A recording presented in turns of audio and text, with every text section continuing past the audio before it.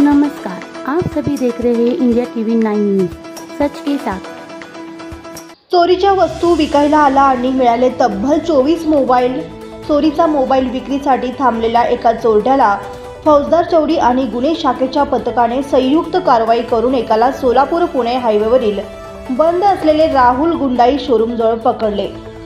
त्याच्या कबुलीने दुसऱ्यालाही पकडले। या धाडीत दुकानातून चोरले तब्बल 24 मोबाईल, 4 स्मार्ट वॉच, 10 एअरपॅड्स असा एकूण 2,44,909 रुपयाचा मुद्देमाल जप्त केला।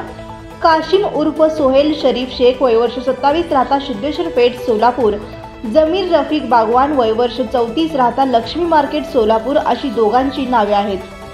गुन्हे शाखेचे व फौजदार चौडीचे पथक गुन्ह्याचा तपास करीत असताना 17 जून रोजी बातमीदाराकडून माहिती मिळाली की राहुल गुंडाई शोरूमजवळ एका व्यक्ती चोरीचे मोबाईल विकण्यासाठी थांबल्याची टीप मिळाली। पथकाने लगेच शहानिशा करण्यासाठी शोरूमकडे कूच केली। संशयितास ताब्यात घेतले।